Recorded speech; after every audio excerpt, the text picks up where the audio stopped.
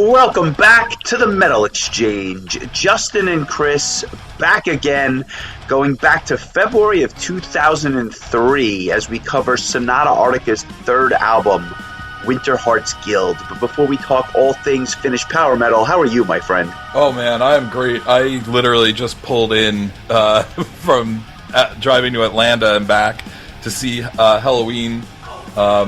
Literally left at I don't think like 11:30 this morning, and got home at about 5:50, and it is now 6:05, and no rest for the weary.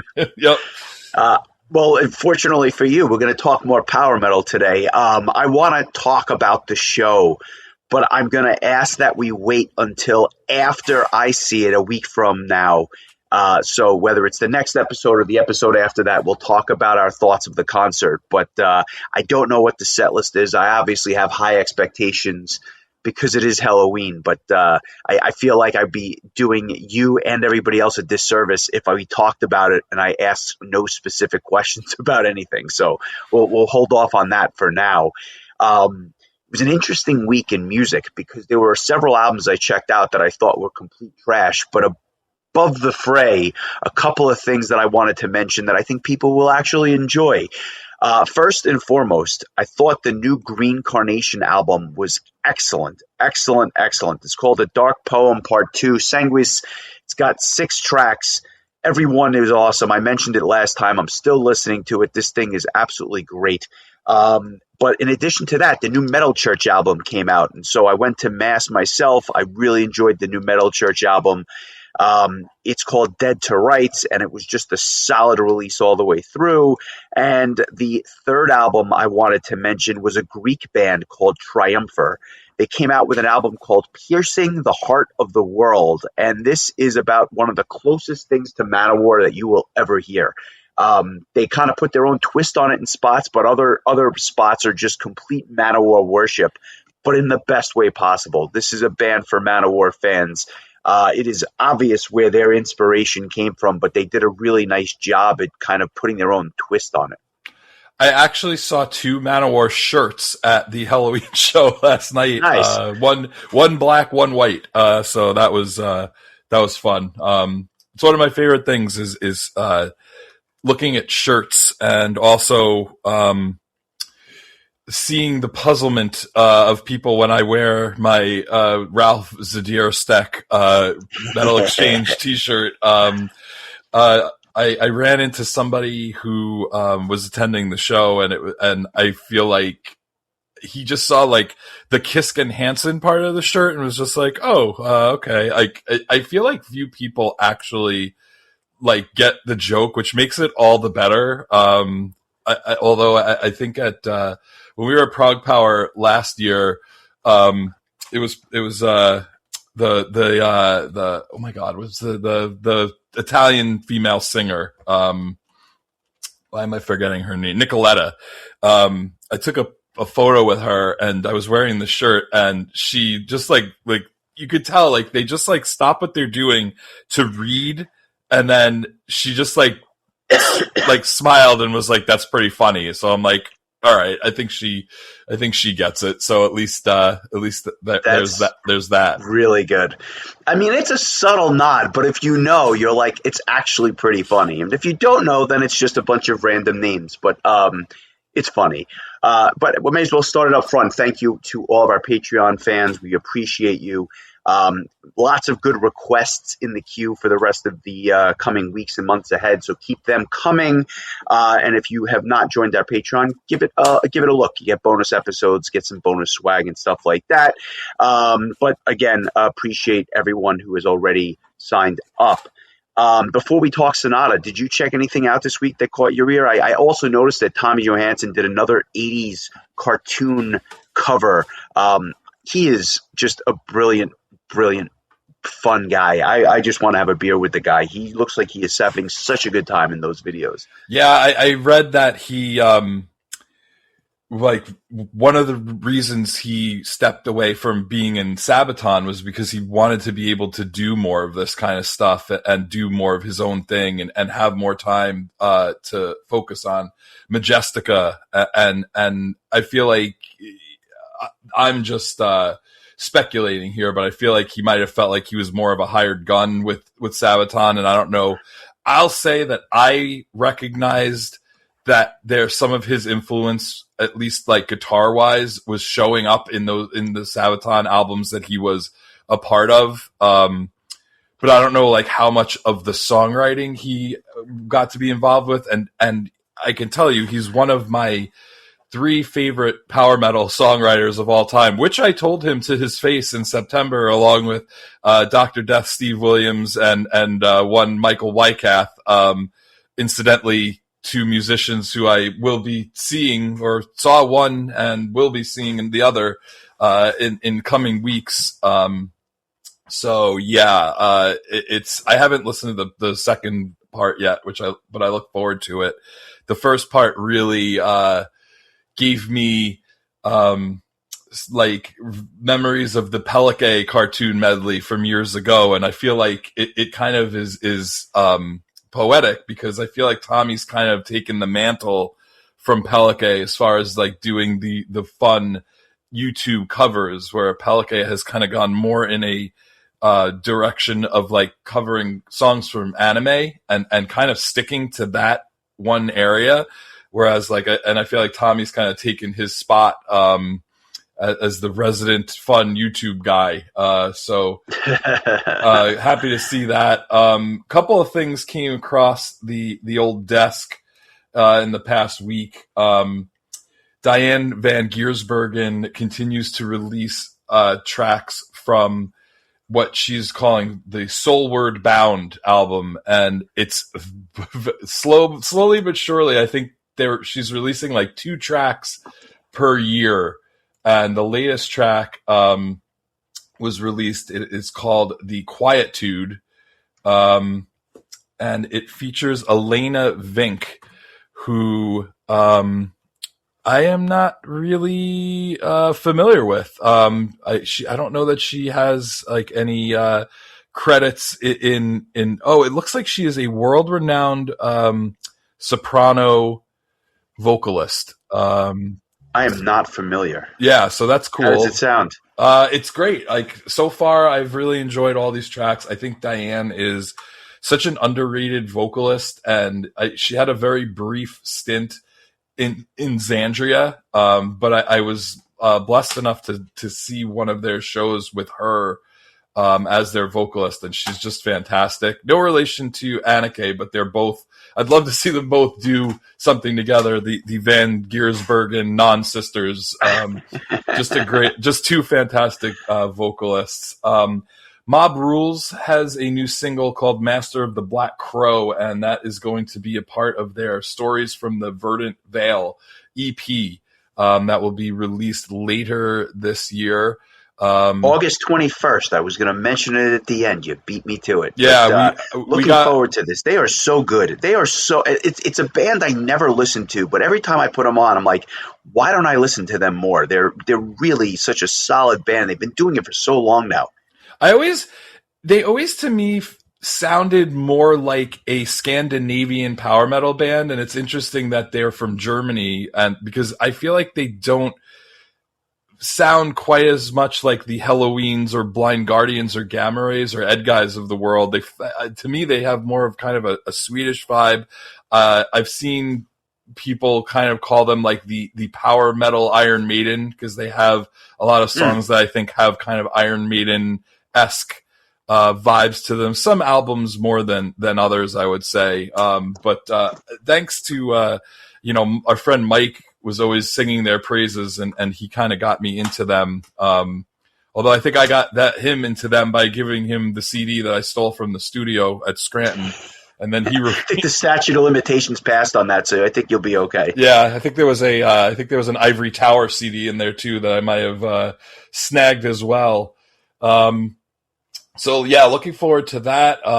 New Evergrey single from their Architects of a New Weave album. The World is on Fire is the new track. I'm looking forward to seeing them at Prague Power, like as somebody who kind of likes Evergrey, which I was not the case in the previous years where I've seen them. Please visit our, if you're a Patreon member, our latest bonus episode where we talked about Prague Powers 11 and 12, and we talked about Evergrey headlining, I believe it was the Thursday night show that year. And finally, I want to mention that our friend Johannes's Dream Seeker project, the Chrono Trigger tribute album, so to speak. The second track dropped. It is a track called Trial. It features Nathan Harrison and Desiree Frickholm, who I'm fairly certain is Johannes's wife. If you're a fan of the game, you'll remember the scene towards the beginning where Chrono goes on trial. I'm presuming that this is what that song is in reference to. I believe Nathan made me want to go to law school. Wow, look at that, Chrono Trigger. No, I'm not serious, but I do remember that part of the game, and I vividly. The vocalist. I'm sorry. Okay, it's not listed here. I believe Nathan Harrison is he's the vocalist of the band Sellsword. I believe he is playing represents the Chancellor in the story, and I believe that Desiree is I think she's playing the part of Marl, or the princess. So that's cool. She's also part of a band called Serpentine, and she's the vocalist of that band. So another really awesome track. I'm so excited to hear this whole thing in its entirety because it really is marrying two of my favorite things, which is like really great symphonic melodic power metal, which Johannes I think is a really outstanding songwriter for that genre, and as being inspired by bands that I love like Power Quest and Majestica and Halloween. I feel like feels like he's writing songs for my taste. I loved the first track, Medieval Mystery, which you can actually comes on if you buy the trial single, the whole single, it will come with the first track as well, plus a piano reprise of the new track. So super excited for that whole album. But so far everything I've heard from that has been excellent. So yeah, and I'll just mention briefly also real quick, shout outs to Beast in Black, who opened for Halloween last night without Anton in tow. I thought they did a really admirable job considering they were missing a pretty key member of the band. Giannis sounded outstanding.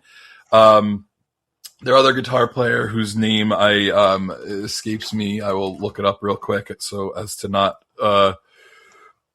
leave him out. But I believe it's Daniel Freyberg. He held down the fort and did like both rhythm and solos. And really like I just wish this band would get a keyboard player because they have so much synthesized music that I know I've said this before, but like seeing Beast in Black and then seeing Battle Beast play the very next day, and it was such a night and day thing because I think Battle Beast, first of all, just Nora had her whole routine down to an absolute science. Like the way she moved around the stage, the way she sang, she's just so fantastic. But also the fact that they had an actual, guitar player and all that synthesized stuff is coming from, a legit instrument. I think it just makes all the difference in the world. So maybe that's something they'll consider in the future. But that said, it's still, I thought they outdid their performance at Prague Power. And I thought that they were a really, really good choice as a band to open for Halloween because it's it's upbeat and fun, but I also feel like it doesn't like outshine the main event in a lot of ways. It's kind of like a Rey Mysterio versus Juventud Guerrera match before, before you see Hulk Hogan and the Macho Man on Nitro. For the 400th time. Yeah, no, but that being said, the keyboards are such a big part of their sound. It's not like it just accompanies the music. It drives it in many respects. So to not have live keyboards, I just think they're doing themselves a disservice. I understand it's an extra cost. I understand it means more equipment on the road. I get all that. But come on, guys, it does make a big difference with the sound. So I don't know. I like I said, I thought they did a great job on 70K. I'm looking forward to seeing them next week. But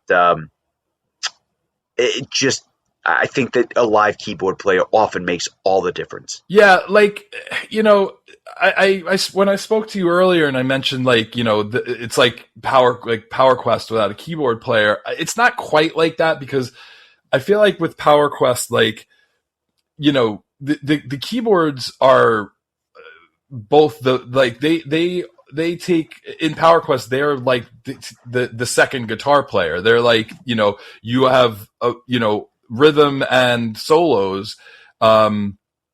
I don't think there's as much of that with Beast in Black, but rhythm, yes. Solos, not really. But like the start of almost every song is synth. So it's like weird to me. I don't know.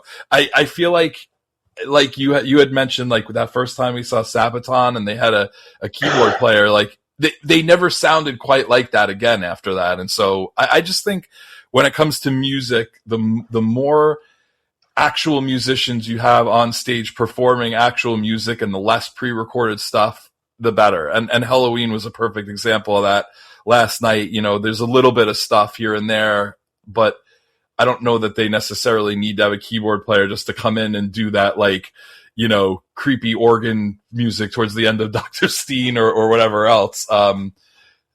So yeah, I not to harp on the whole keyboard thing, but even Knops mentioned it at the show last night. He's like, this band is awesome, but like, how is there not an actual keyboard player? Because there's so much piped in synthesized music. So, well, we move from one band with a keyboard player without a keyboard player on stage to a band that always has a keyboard player on stage, and that's Sonata Arctica, a band where the keyboards are arguably the most important part of the band.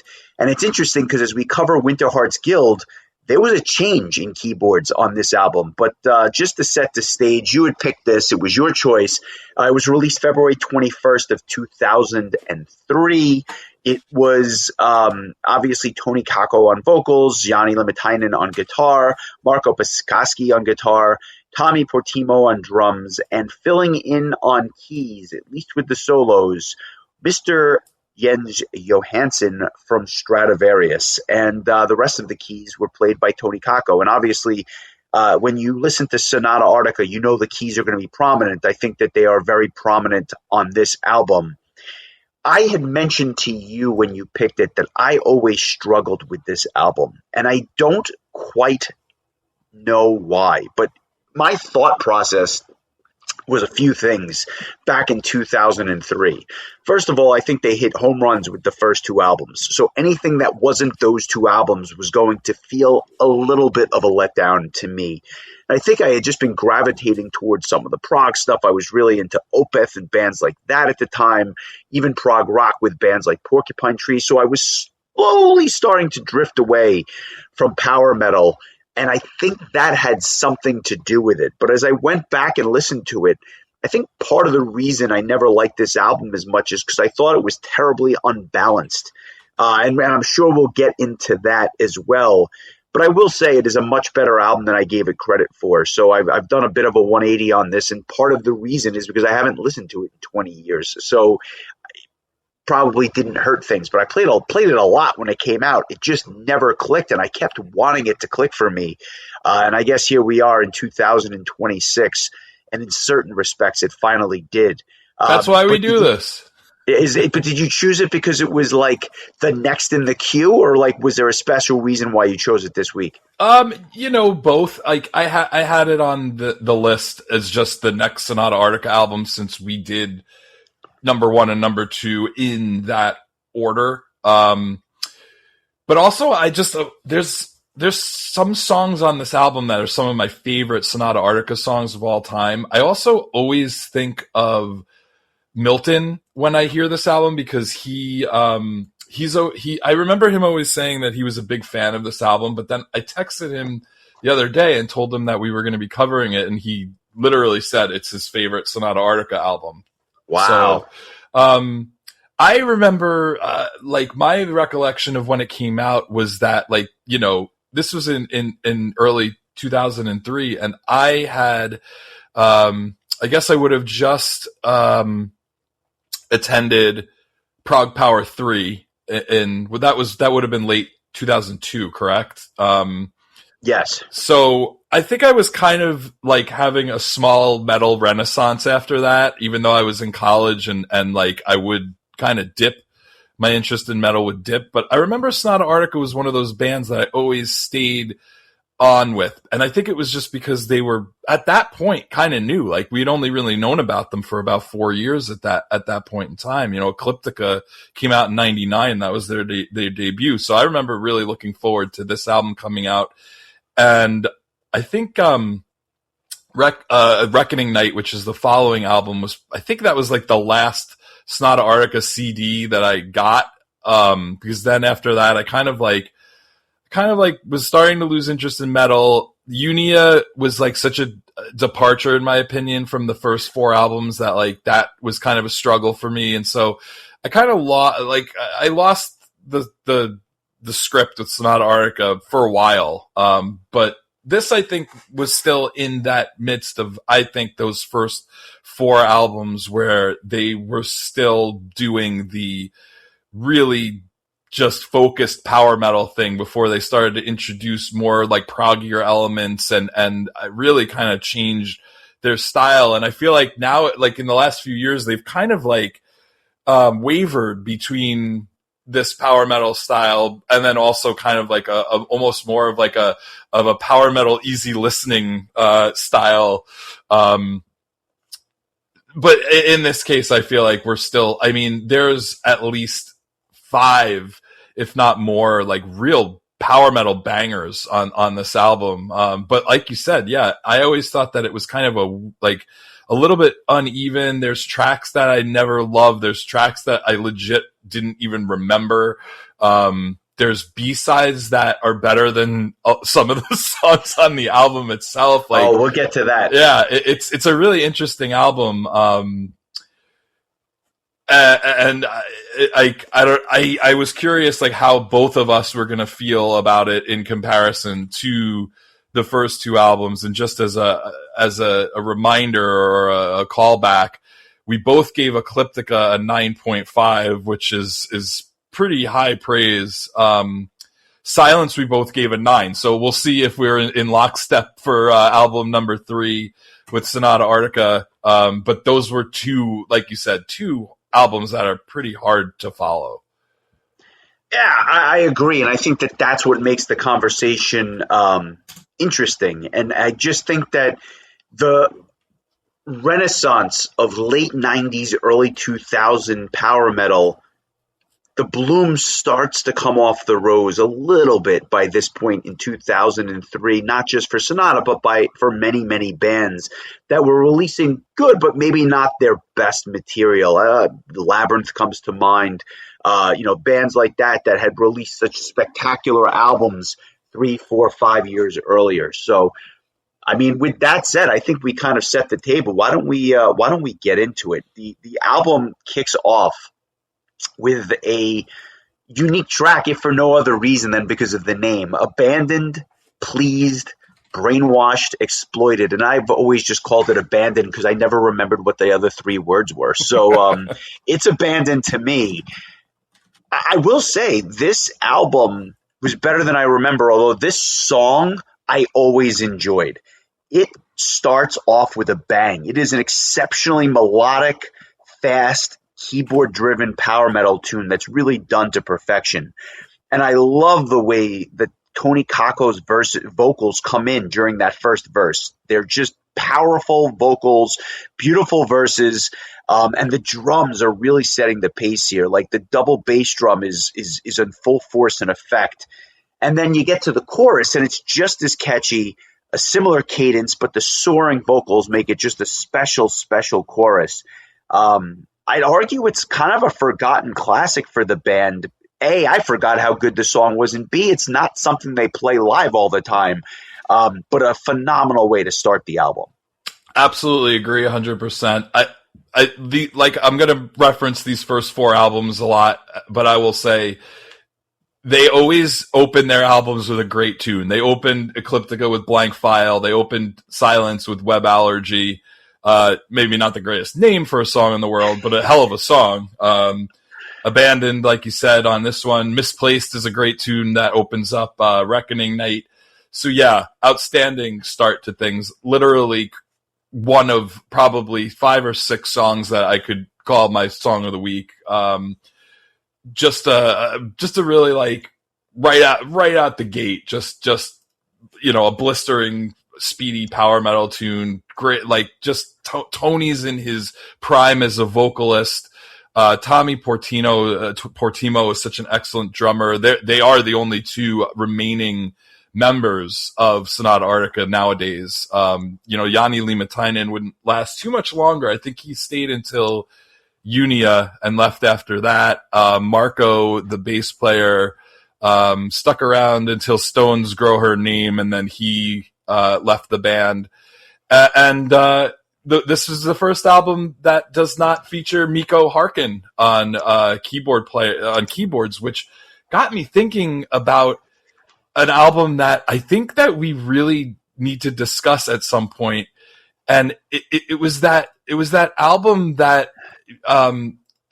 Mikko Harkin was on with Andre Matos, Timo Tolkki, and Jari Kanalainen and Uli Kush, because I remember when that album came out, and thinking to myself, like, with this list of band members, the band was called Symphonia, and the album was In Paradisum, and I was thinking, like, with this lineup of people, like, this album is going to be the greatest album, the greatest, like, super group since Masterplan, and it didn't land the same way. It didn't land for me.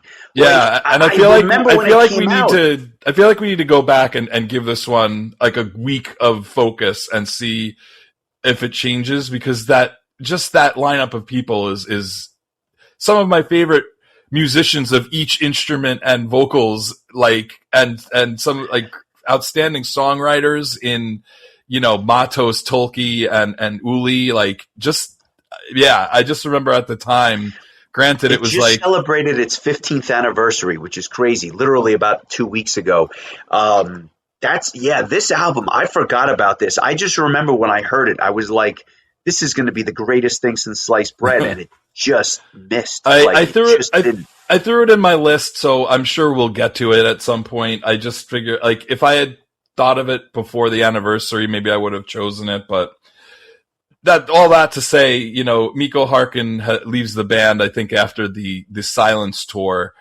And like you said, Jens Johansson comes in, does the solos, and it clearly sounds like that Jens Johansson, keyboard patch that, has gone on to be world famous, as Stradivarius's signature keyboard sound.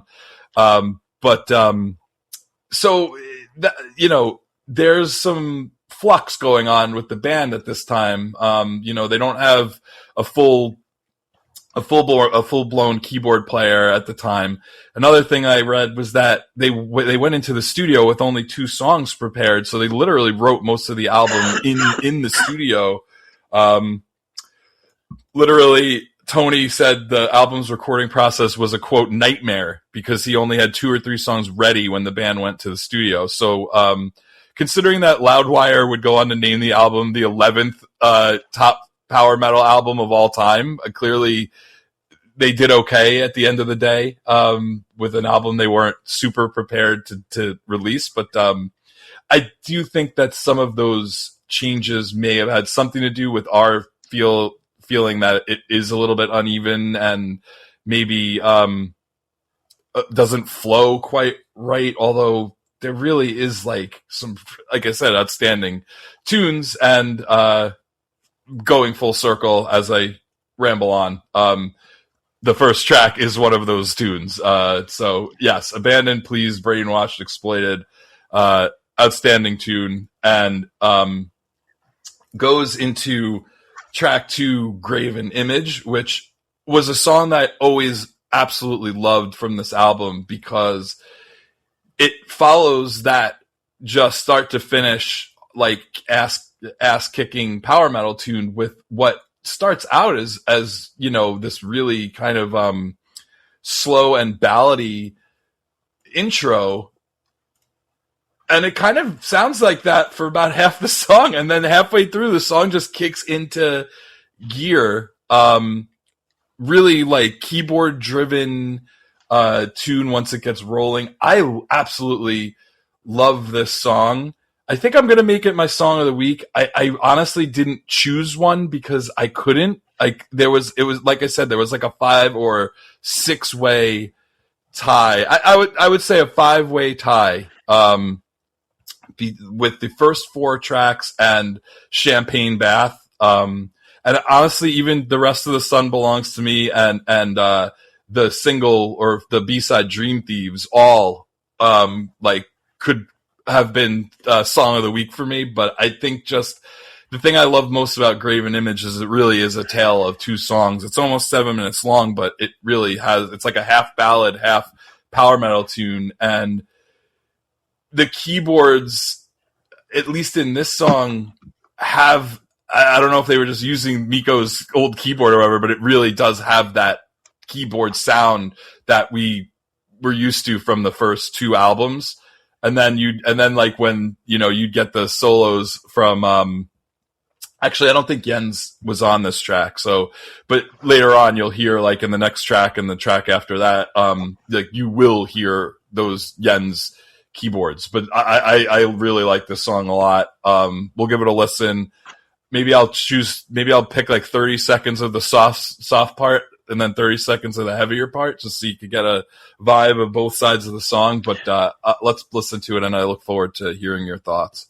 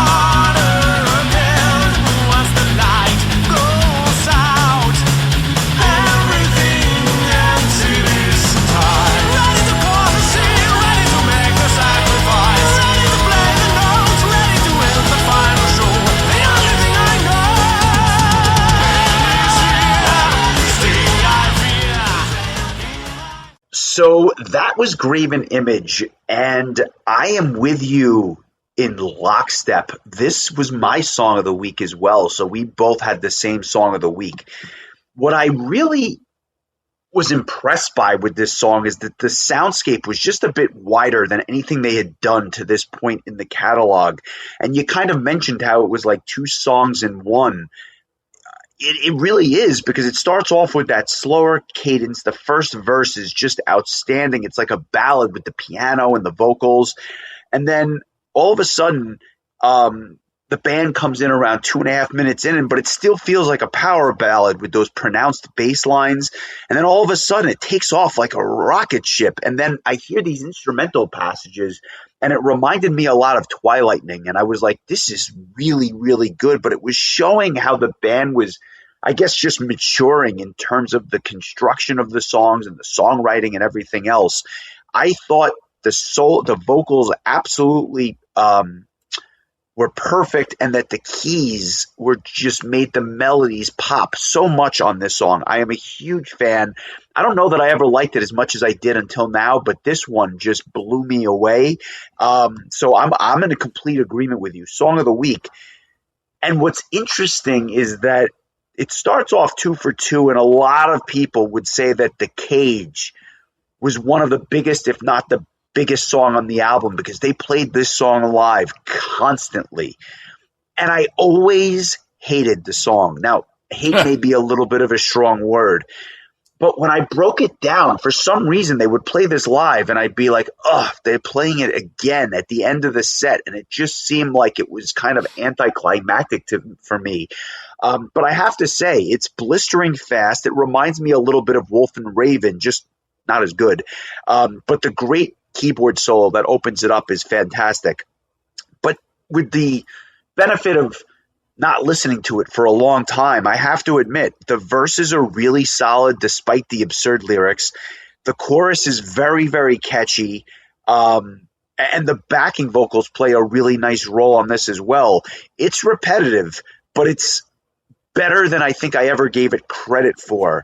So I'll say it's a good, maybe even a very good song. I wouldn't call it a great song, but I can appreciate why they would always gravitate towards this in a live setting, because it is solid. Just to circle back to Graven Image real quick, I just wanted to, something dawned on me that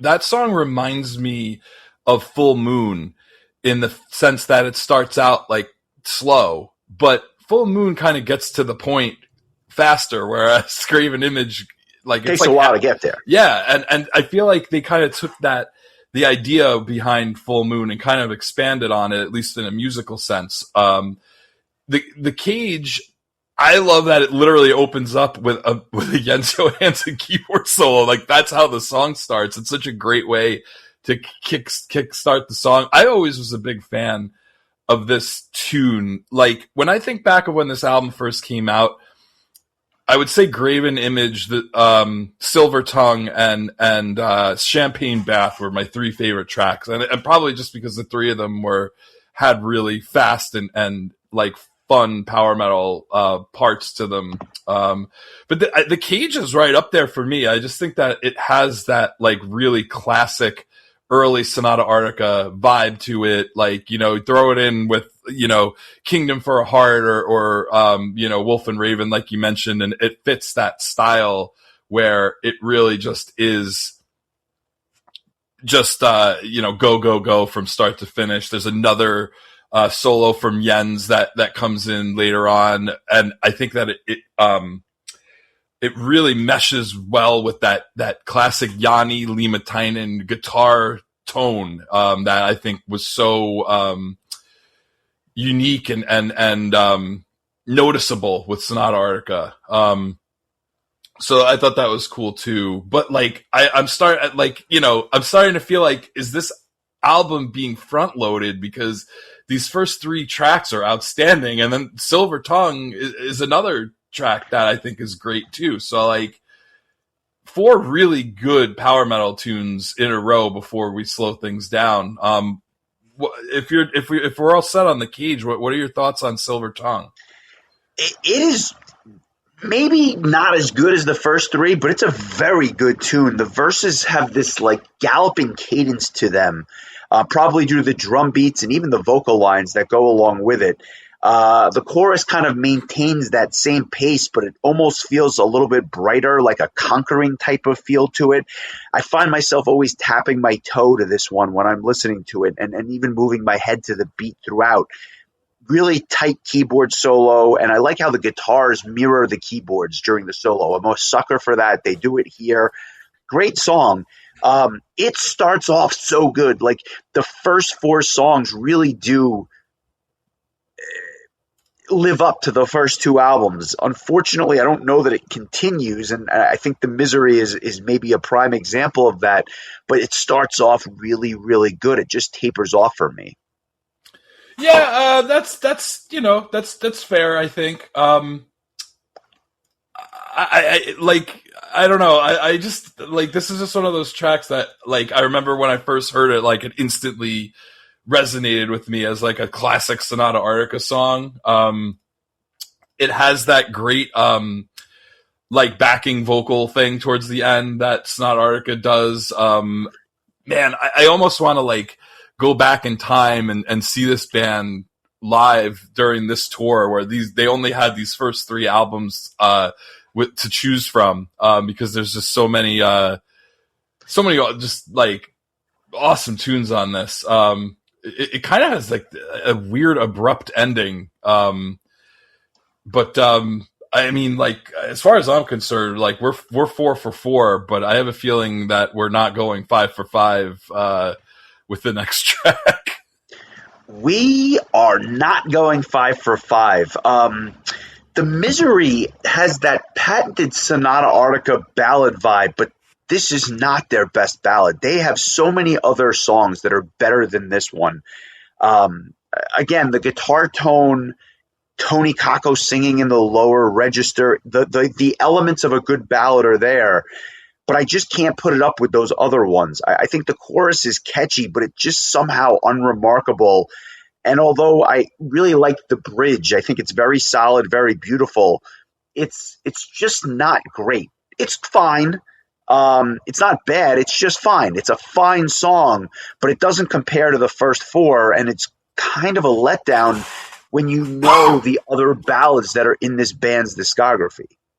Yeah, I 100% agree. In all honesty, I could live without this song being on this album. It's not a bad song. It's just kind of mediocre. You know, you go back to the earlier albums and you have, you know, particularly Talala from Silence, I think is one of the best like power metal power ballads. And then on the next album, there's a track called Sham and a Lie, which is one of my all-time favorite power ballads, bar none. And it also came out around a time in my life where things weren't going well on the romantic front. And so that song really resonated with me at that time. So when you throw this into there, it's just kind of like, I wouldn't be surprised if this was one of the tracks that they like wrote on the fly in the studio. It's like, we need a ballad. We have to put one on here. You know, that kind of right. thing. And they had Draw Me, and I had said to you, like, maybe they should have put Draw Me in this spot and ended the album with The Runes of My Life. So it's fine. I just feel like it kind of kills the momentum of the first 4 songs. Thankfully, like the next several songs, like bring it right back. But it's just okay. Like as far for a band that I think does well in the power metal area, or the power ballad area, I should say, this one is kind of a miss for me. Although not to the point where like I'd skip the song when I would like listen to the album. I just thought that like it wasn't their finest work in the power ballad, you know, area. But I also felt like they felt like beholden to make sure there were at least 2 tracks like that. So, and I think this and Draw Me are those 2 tracks, and Broken kind of has a kind of a more chill vibe. I don't know that I would necessarily call it a ballad, but, I also don't think you want to like have 7, you know, power metal, like blistering power metal songs in a row either, because if you replace... I'm shocked you say that. I figured that was exactly what you wanted. I mean, I wouldn't complain, but I feel like if you're talking about balancing an album, like you know, if you had replaced The Misery with Dream Thieves, which was a B-side, for instance, then you're talking about your first 7 tracks are all like power metal forward, like other than the first half of Graven Image, it's just nonstop, like, you know, heavy power metal. Again, I wouldn't complain, but I think the band was probably looking for some semblance of balance, and I feel like they kind of missed a little bit with this track. But get right back to business with the single that was released prior to the album, Victoria's Secret. I imagine this song has a special place in your heart with the title, whether it has to do with one of your children or your love of women's lingerie. Either way, it's a Justin favorite, I assume. Yeah. This is an interesting track. I don't know that I would have picked it necessarily to be the big single before the album. It's a little overrated song, and not because of my daughter, obviously, nor the lingerie, if that's what you're into. It's another speedy power metal tune with great keys. I just think the riffs are a little bit vanilla. The verses are awesome with the piano and the vocals behind it. The pre-chorus has this big lead in to the chorus, but I think they've just played it to death. And again, I don't know. It's something about when I heard it live, they would play around with the speed of the song by either speeding it up or slowing it down. And it just annoyed the shit out of me in a live setting. And it kind of tarnished my desire to hear the song on the album. Now that you mentioned that, I feel like they did that with other songs too. Like if you go back go back and listen to Successor, which was the EP that was released in between Ecliptica and Silence, there's a bunch of live tracks on it, and like all those songs that they played from Ecliptica, which was already a very fast album, they played even faster live. And then I remember like years later I'd go to see them, and then I'm like, why does it feel slow now all of a sudden? So I'm with you on that. And for some reason, I guess when they sped it up, I didn't mind, but they would slow parts of this down, and they would do too much to change it. But I will say that one of the things I loved is how the chorus ends and they go right into the second verse, like without skipping a single beat. I always love that. And then the instrumental flourishes on this give me strong Nightwish vibes. The other thing I would say is it reminds me a lot of Black Sheep, the song. It's just not as good. And so I like the song. I just don't think it's one of their best. It's very good. We're still talking about Victoria's Secret, right? Yes. Okay, I lost my train of thought. It's interesting to me that like this song and The Cage were like the big live tracks from this album, because to me, like I said, I'd rather hear Graven Image, I'd rather hear the opening track, I'd rather hear Silver Tongue, I'd rather hear Champagne Bath. It's a good song, I thought that it was a good choice for a single. I feel like it got people excited for this album prior to it coming out, but I also feel like by the time the album came out, I was like, there are better songs, I think. So I'm with you on that. I still think it's a good song, if not a very good song.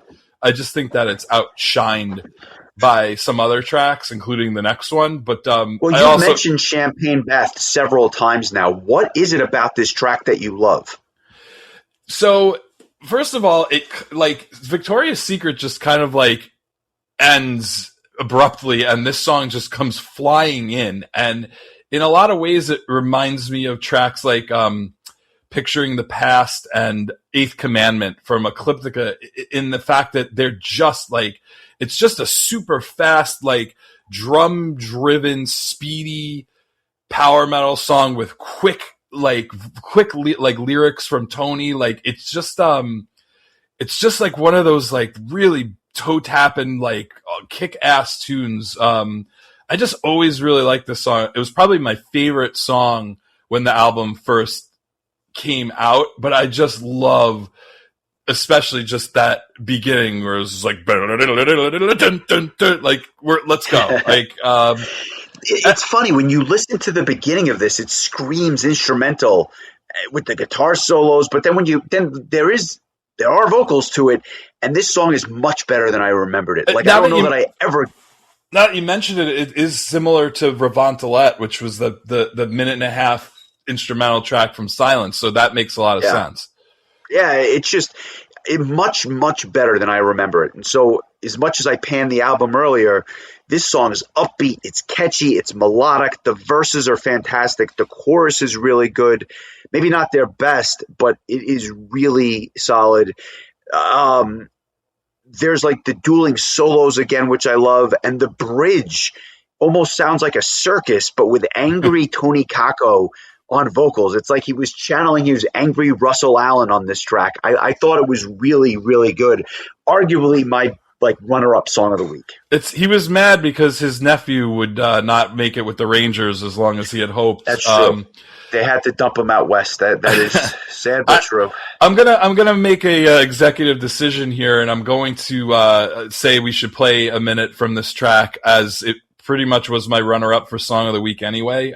So why don't we just give this track a quick listen? I have to say I really do enjoy there's like a duel between Jens on keys and Yanni on guitars. That's a lot of fun. So let's give Champagne Bath a quick listen. And then we're going to come back and talk about the rest of this album, where I feel like the last few tracks are kind of all over the place. So here's Champagne Bath.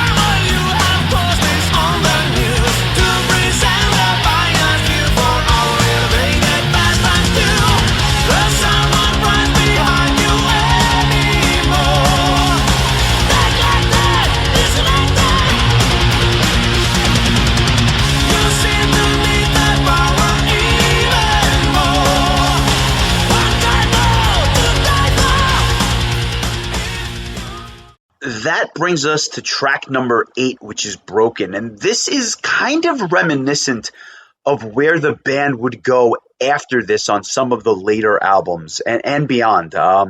It's a mid-paced tune. It's fairly catchy, but it's not really power metal so much. It feels like they're building to something, but I don't know if they ever quite get there.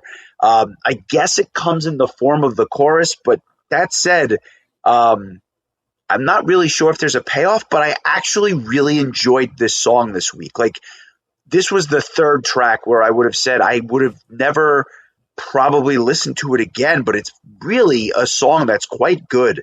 A mixed bag at times, but I enjoyed it, and was probably the third song that I would have picked for Song of the Week.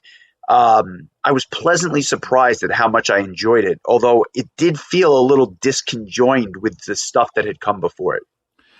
This was a song I never liked, and I always was like, why the hell are they playing this live? Like, there's other songs they could be playing, but this was one that they really like to play live. I think that it stayed in the rotation too for a while, if not still.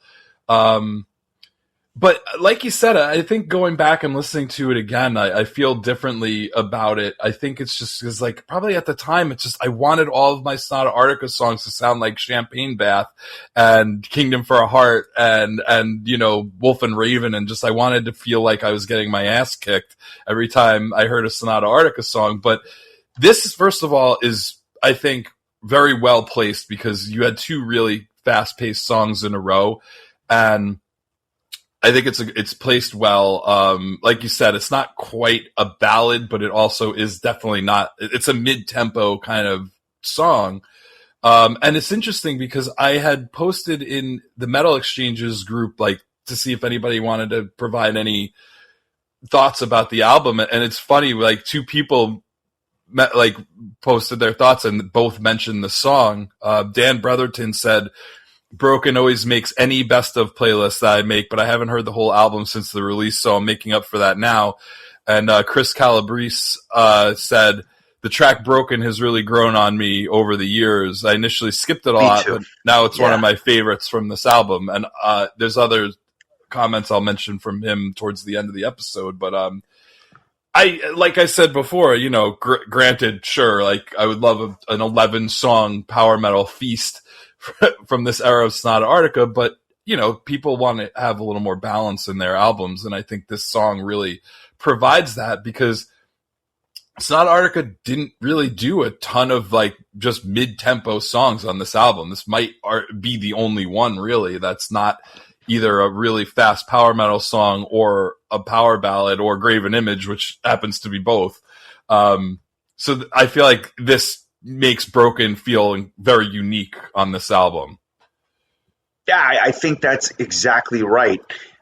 And the rest of the album even gets weirder, right? Because on my copy of the album, and this is where I want to make sure we're on the same page, my copy of the album has a Japanese bonus track inserted here, which is weird, right? Normally they're at the end. Not always, but normally they're at the end. But I think we should talk about the rest of The Sun Belongs to Me because it is on my copy of the album and obviously for the sake of completeness. But this is where the track fits if you have the Japanese release. So it's faster. It's more rooted in power metal than Broken.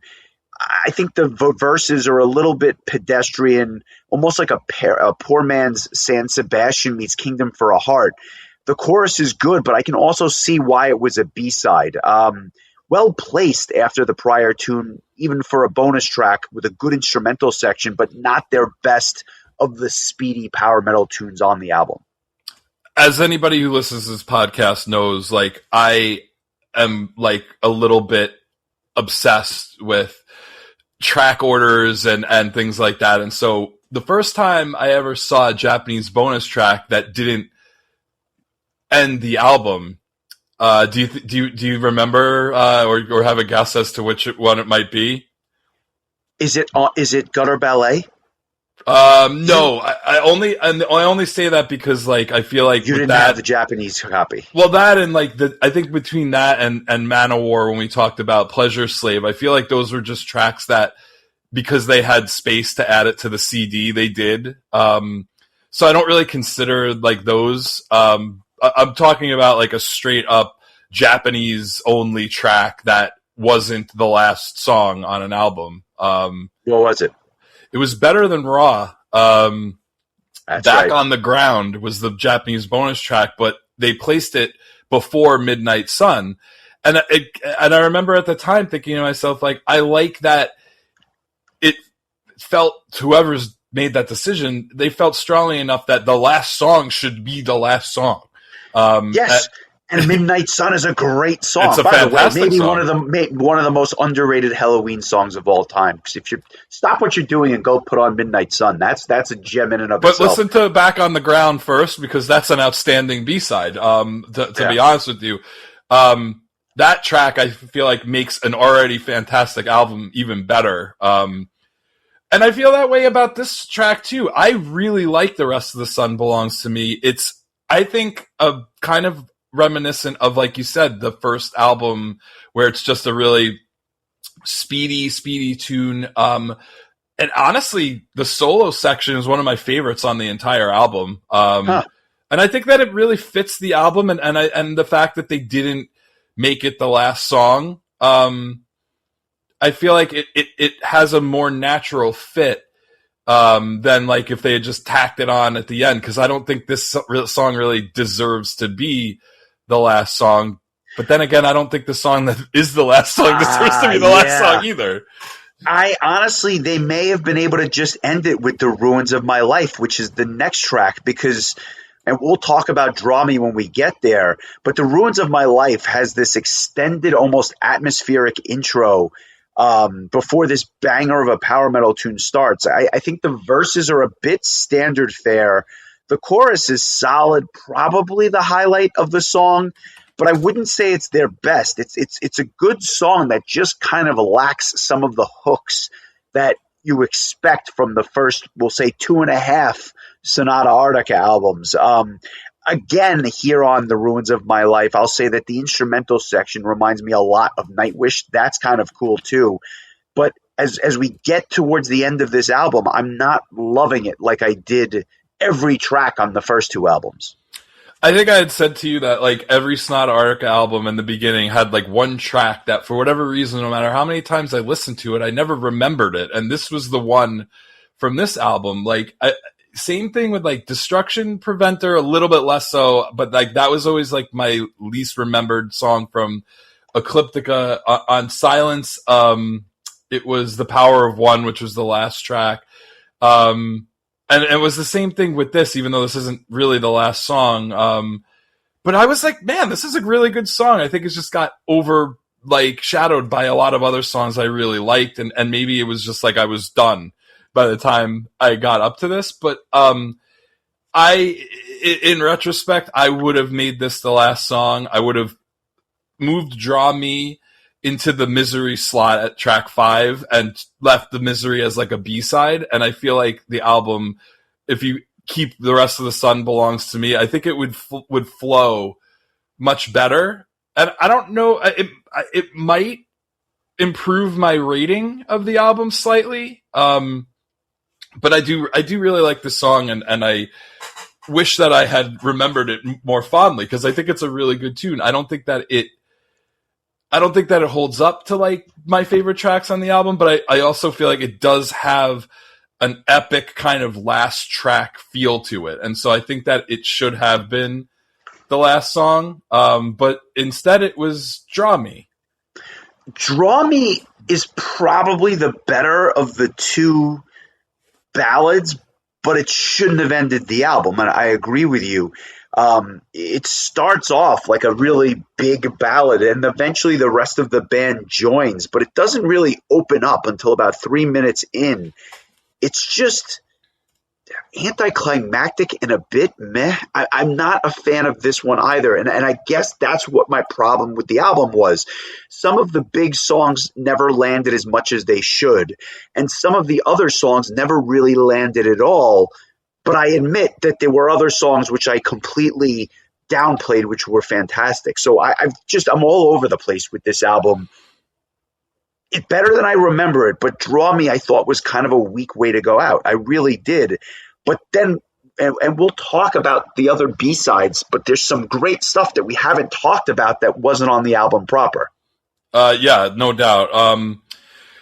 So I'll repeat myself in saying that, like, if I'm going to reorder this album, I'm going to keep Draw Me and put it in the Misery slot, and I'm going to have that and Broken be the two tracks that kind of break up all of the other fast power metal stuff that's going on with, because the rest of the album is essentially just fast power metal. And I just think that it flows better that way. But yeah, I'd love to talk about the other tracks, because there's stuff that, like, I actually have very vivid memories of these B-sides when they came out as at least the first two tracks as part of the Broken single that came out after the album was released.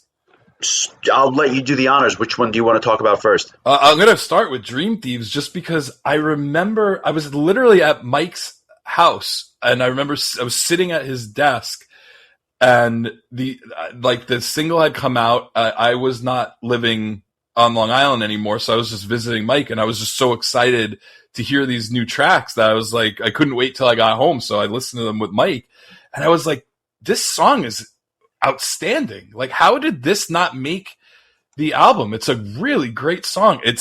I think it has a like you said, that angry Tony, like it has it has more teeth than any song on the album proper, but it also maintains that really fast and exciting power metal, with just the keys that you come to expect, the great drumming. It's a really outstanding song. And I gotta tell you, like, I go back and I look at these B-sides and bonus tracks that Sonata Arctica released during these early years, and it's some of their best material. Mary Lou was a incredibly underrated tune. San Sebastian, before it was on Silence, was it felt like it was a throwaway track on Successor, and that's like one of their great tunes. They do these outstanding covers of I Want Out by Halloween, Still Loving You by the Scorpions. Peacemaker from the Wolf and Raven single was outstanding. They did an awesome cover of Die With Your Boots On from Iron Maiden. They did a great cover of The Wind Beneath My Wings from Bette Midler. I mean, Bette Midler and Iron Maiden go hand in hand. And then, on the next album, which we'll talk about in the future, they did a friggin' cover of Vanishing Point. Like, can you imagine, like, you get to open for Sonata Arctica and they're like, we like one of your songs, we're going to cover it and put it out as a B-side. I think that was the first time I'd ever heard of Vanishing Point, was that, like, Sonata Arctica did a cover of them. I assumed they were like a huge deal because Sonata Arctica covered, they covered Halloween and the Scorpions and Bette Midler. I mean, why wouldn't Vanishing Point be in that, in that conversation. And years later, I got to meet Chris Porcianco from Vanishing Point, and he told me the whole story. I will save that for when we talk about Reckoning Night, because that's a fun story. But really, just outstanding track. Like, where did this come from? And maybe that it was written after the main album was released. I have no idea, but this is a really great tune. And I think if they had thrown it on the album, it would have, I don't know if it would have fit musically, because it does have a little bit more of an aggressive style. Like, it would have been a welcome addition to the album. Yeah, other than the fact that the keyboards at the beginning, you feel like you're at the circus. When the song gets going, it's heavy. Not as fast as some of the other stuff, but heavy. And I just thought it was a really memorable tune and better than a lot of the songs on the album. Solid song. I understand why they may not have included it, but this would be something that if they just broke it out and played it live, I'd probably mark out, because this is a really good song. It just kind of didn't fit with the rest of the motif here. So that's good. And then a song that's really surprising is The Gun. The Gun reminds me of a Scorpions tune, and I was shocked to find out that it was not a cover, because when you listen to the song, I'm like, this has to be the Scorpions or some other 70s band, but it's not. It just has that 70s retro feel to it, right down to the keyboards and stuff like that. It's a short tune. It's a sweet tune. Great keyboard solo. Enjoyable, but again, feels different than the rest of the album, so it makes for a great B-side. I love the chorus of this song because of the keyboards that accompany the chorus. It's fun. I'm so glad that you said that you thought it was a cover, because I literally looked it up, because I was like, there's no way this is like a Sonata Arctica original song. It really does sound like a cover. And I come to find out that this was a song that was on their 1996 demo when they were known as Tricky Beans. They have this demo. God, they dumped that name. Yeah, they were Tricky Beans, then they were Tricky Means, and then they landed on Sonata Arctica, which I think was a massive improvement.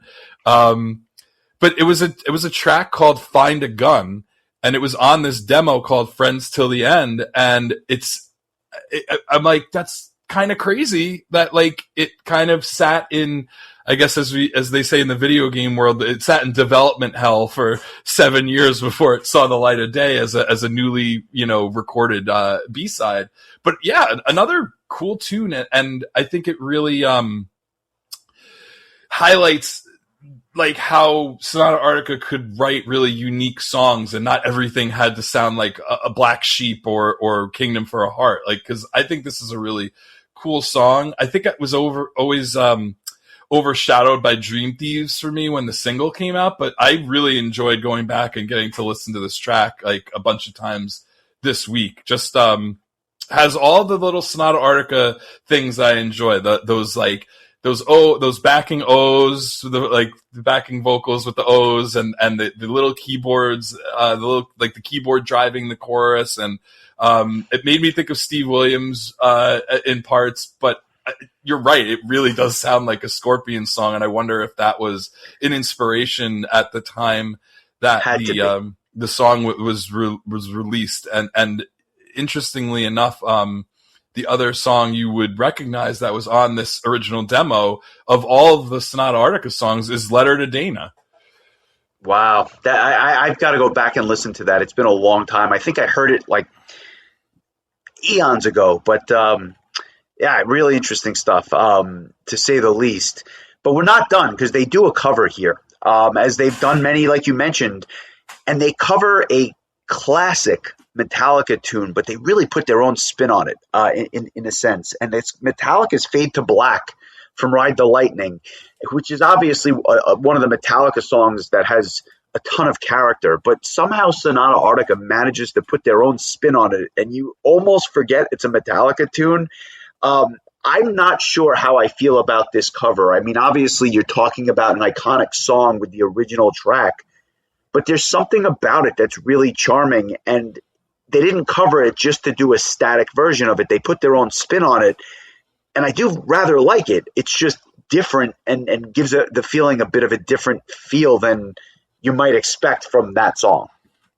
I agree. I remember I didn't really listen to this cover that much when I first was made aware of it, and it was from this compilation album that was released the prior year called A Tribute to the Four Horsemen, and it was released by Nuclear Blast. I'm going to read off some of these covers for you and the bands that did them. Seek and Destroy by Primal Fear, Fight Fire with Fire by Therion, Whiplash by Destruction, Phantom Lord by Anthrax, Fade to Black by Sonata Arctica, Eye of the Beholder by In Flames, Motor Breath Live. Sick album. Yeah, Motor Breath Live from Rage. Just like some really like cool bands. There's Apocalyptica's on there.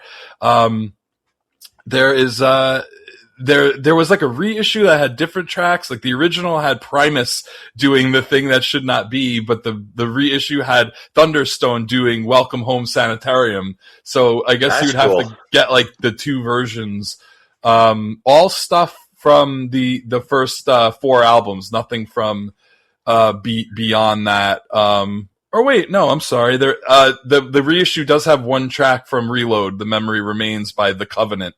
But kind of a cool covers album or tribute album. I've only ever heard a handful of these. But yeah, I really do like this version. I feel like the original Fade to Black, suffers from the production side of things when the album was released. And so this, I have to say, I felt like Sonata Arctica had very smooth production, even from the beginning. And I think that the production is really strong on this whole album, but it's a really nicely done track. I think Tony's vocals fit this song really well. I really enjoyed the cover. It also appeared, there's another version of the full length album where this appears as a B-side. It's a B-side on one of the other singles. Where is it? The Victoria's Secret single on certain copies. And then there was an EP that was released in Japan by Avalon Records called Takatalvi. And it was kind of like the collection of like B-sides and covers, because it has the original version of San Sebastian that I mentioned earlier that was on Successor. It has The Gun. It has Dream Thieves. It has the Fade to Black cover. It has the I Want Out Halloween cover. And it has the Still Loving You Scorpions cover, and then Shy, which was a ballad that was also on Successor. So that was an interesting release in Japan. I always used to get jealous when Japan would get these EP collections with rare songs, and it would only come out there. And then you'd be paying $30 for 7 tracks or something like that. Right. Or like that time I paid $15 for the Lay All Your Love on Me Halloween single at Slipdisc, so I could hear 3 songs. 2 songs. Yeah. But I thought they did a really nice job on this cover, and overall I just think there's a lot to like from everything that was recorded during this time, and as we tend to do, we like to be completionists, so we wanted to make sure we mentioned all of the songs that were recorded around this time or released around this time. So I think that pretty much puts a pin in this, or a bow on it. If you're going to get it right. I'm sorry, but I do want to. I want to mention the scores. Yeah, I just wanted to mention the rest of Chris Calabrese's comments about the album. Although now I have to go find them. So go ahead and say stuff, and then. I was just going to say that when we give our scores, I want to confine it just to the album proper, not to all the bonus tracks, just because I think it dilutes or could change the score because of how good or bad the bonus tracks are. So we'll just confine it to the album proper. Yeah, absolutely agree. Chris kind of continued on by saying, other favorites are Victoria's Secret and Champagne Bath. My favorite track is probably The Cage. In general, it doesn't live up to Ecliptica or Silence, but I commend them for not sticking to paint by numbers power metal, and it's still an album I come back to from time to time. And I think that kind of sums up how I feel about it too.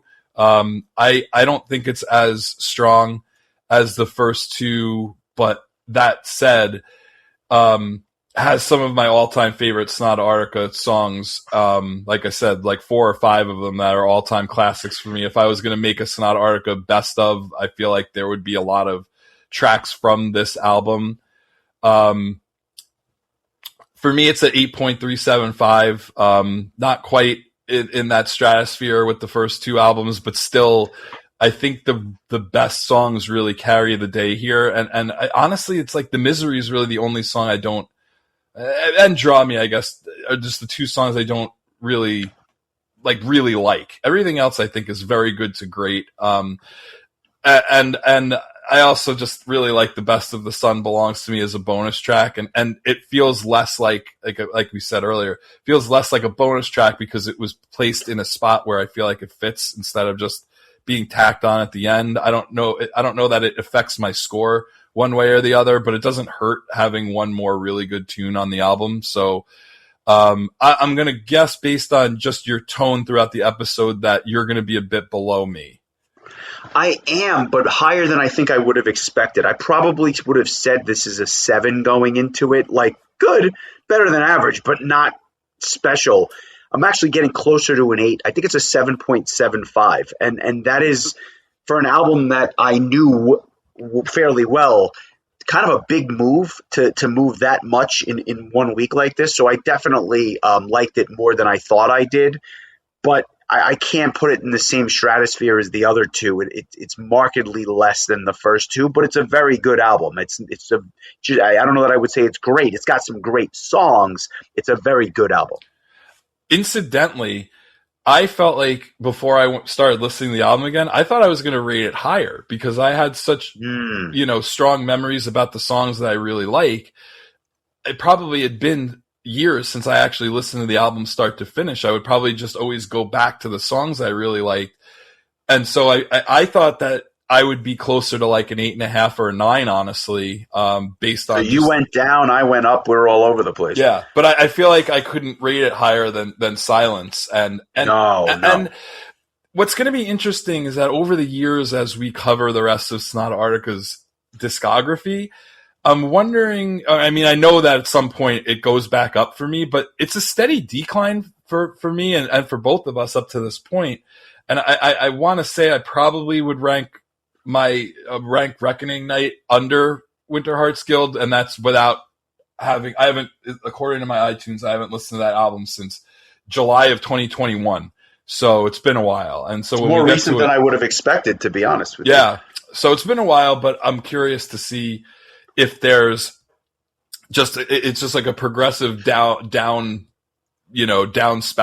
and then at some point, like where does downspout? Is that with like the itsy bitsy spider and stuff? Or I've never heard that expression. Yeah, I don't know. I just made it up, I think. I know for me, like Sonata Arctica kind of, to me, came back to their old ways with Pariah's Child in 2014. So I know, like, at that point it's going to come back around, but I don't know Stones Grow Her Name and The Days of Grays and Unia nearly as well as I know. The reason you don't know them is because they're just not as good. Is what I'll say.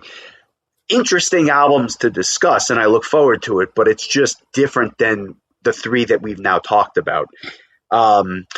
Before we go to next week, I just want to mention 2 quick news items. You mentioned Evergrey earlier. Evergrey had a lineup change. Henrik, their longtime guitar player who's been in and out of the band, has left again. In comes Stephen Platt, known from his work with Scar Symmetry. I don't know that you're going to notice the difference in the guitar's sound, but the songwriting Henrik had a lot to do with. So I hope that they can continue to release the high-quality stuff that they've been doing since Henrik has been back in the band the last bunch of albums. So I think that you may notice a bit of a change there as we go forward.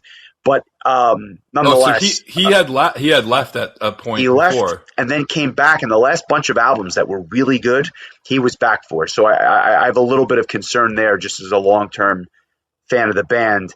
And speaking of bands that have been around for a while, the band Yes, prog rock legends, have announced their 24th studio album called Aurora, due on June 12th on Inside Out Music. Not a band we've talked about, but a band we probably should cover in the not-so-distant future because they are obviously legends and have countless songs that you've heard and know and probably enjoy. I feel like we've only mentioned them in a roundabout way. Yeah, very good, very good. Now, we go to next week, and for a split second, I almost pivoted and picked the Symphonia album, but I'm going to hold to my guns here and go with another album that is celebrating its 15th anniversary as well. This album came out in April of 2011, and it's an interesting album because it's from a band that only has 2 albums, and they shot out of a cannon with this first one. And then they would release one more and then fall off the radar. It is not a band we've talked about, and I'd be shocked if it's a band that most people know, but I want to talk about Lost in Thought and their debut album, Opus Arise. They are a progressive metal band from Wales. I believe it's the first Welsh band that we're covering on the podcast, but this is a really interesting album, and if you like keyboards, they come out in spades on this album as well, so I think it's going to make for an interesting discussion. Off the top of the old dome, are you familiar with this album at all?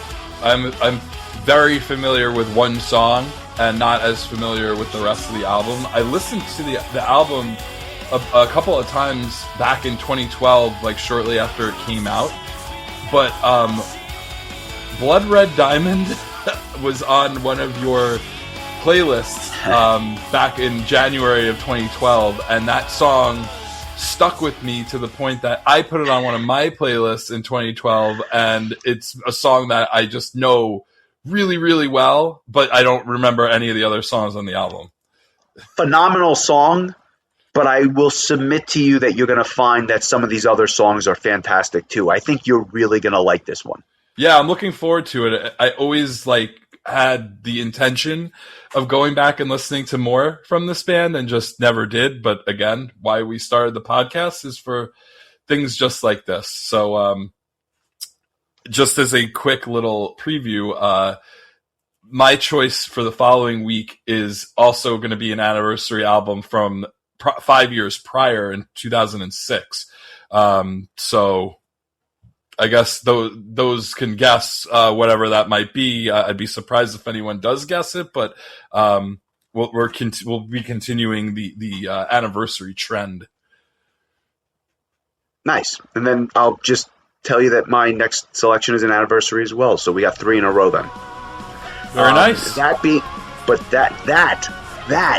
That puts a bow on it. So I want you to enjoy the week. Welcome back. I'm going to go get ready for some Halloween, and I look forward to talking about some Lost in Thought next week. Yes, I plan on being lost in thought as we discuss it. If there comes a point where I can't think of anything to say, that's what's happening.